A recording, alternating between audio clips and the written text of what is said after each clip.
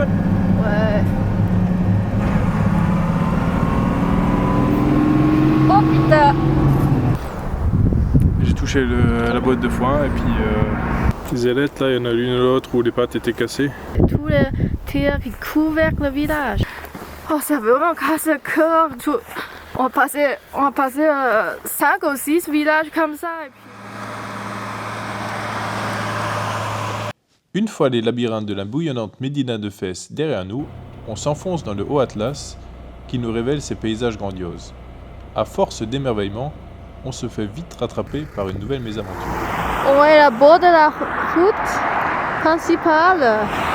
Qu'est-ce que ça passe, monsieur?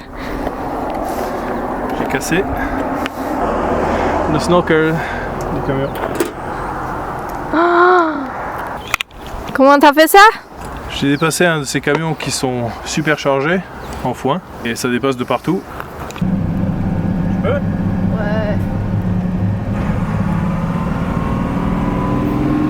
Oh putain! J'ai touché la boîte de foin et puis Raconte! donc maintenant il y a aussi cet axe qui est tordu. On va essayer de redresser cet axe et puis bricoler quelque chose pour coller de nouveau le chapeau.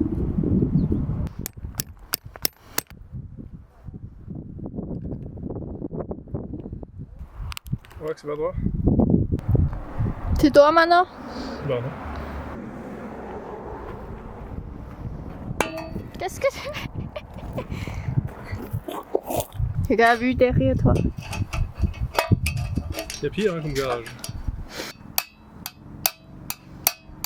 J'ai redressé l'axe maintenant, l'axe central, et aussi les ailettes. Les ailettes là, il y en a l'une ou l'autre où les pattes étaient cassées, que j'ai recollé. Maintenant on va recoller la partie qui a été cassée du couvercle. Donc j'ai utilisé ma super colle à pare-brise, que j'utilise partout, et pour tout. Partout et pour tout. On va laisser sécher, prendre la colle pendant au moins une nuit. Donc je pense qu'on va laisser ça de côté jusqu'à demain. Et normalement ça devrait être tout bon. Croisez les doigts. Ça n'a pas beaucoup servi jusqu'à présent de croiser les doigts, mais on continue à le faire. T'as fini? C'est pas très joli, hein, mais Un peu dégueulasse, mais ça marche. Bon. on espère que ça va tenir. Intérieur. J'ai juste encore fait un cordon de colle en dessous, donc sur tout le pourtour ici. Et demain je visserai. Cette colle à pare-brise là, je voulais encore en commander. Et ben c'était trop tard, le délai de livraison était trop long, donc en fait on est parti juste avec une cartouche.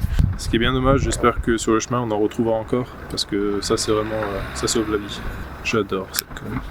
Tadam! Et voilà, tout beau, tout neuf. Ce ne sont pas uniquement de nouveaux paysages qui défilent devant nos yeux, mais on constate également des changements dans le mode de construction des habitations. Plus on s'enfonce dans la montagne, plus les maisons de briques font place aux habitations de terre qui se fondent dans le paysage, tels des centaines de châteaux de sable grandeur nature.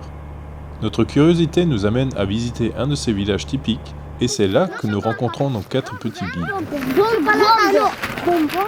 Oui. Bonbon picolant. Un bonbon? Oui.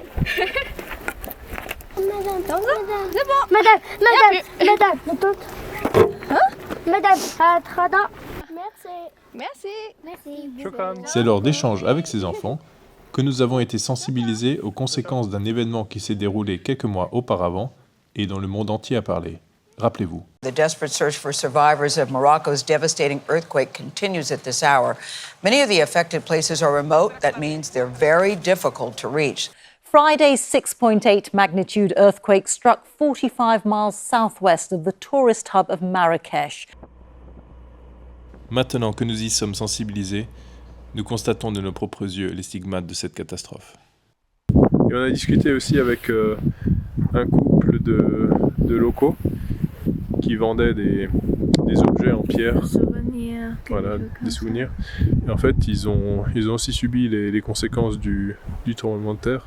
Il y a vraiment les pierres de la montagne qui ont dévalé la vallée et qui ont tout arraché sur le passage. C'est pas de maison, il tombe lui-même, c'est tous les tirs qui couvrent le village.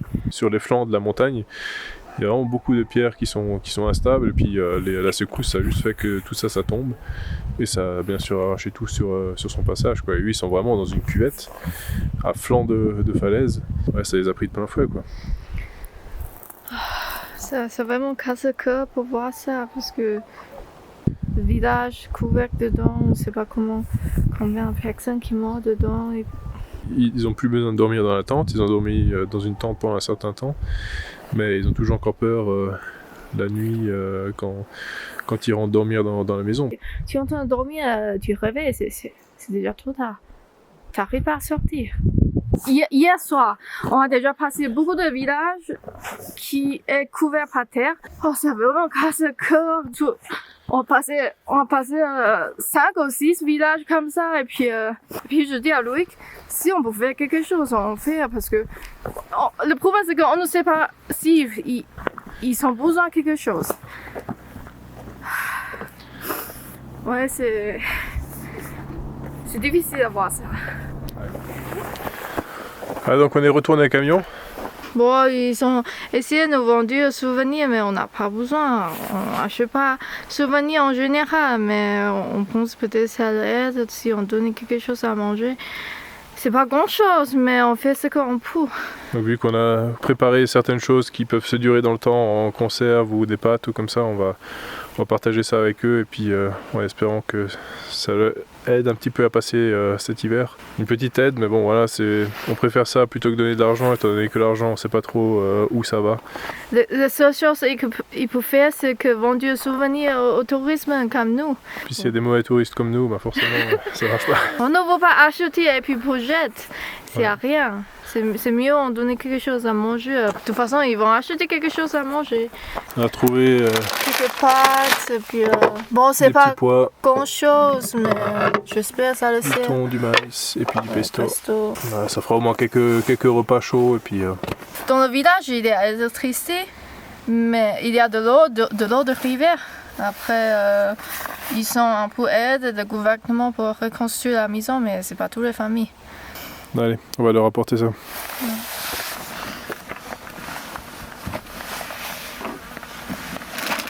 Comme ça, on n'a plus besoin de manger pas tous les jours.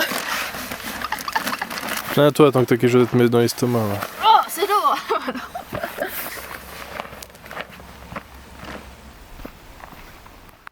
Alors la distribution, c'est pas tout à fait passé comme on le pensait, mais c'est pas négatif, hein, pas du tout. En fait, ils étaient hyper contents. Ouais, ils sont contents. Et puis donc shukran, ça veut dire merci. Et puis ils nous redonnent plus que ils nous redonnent 4 pour voir ça.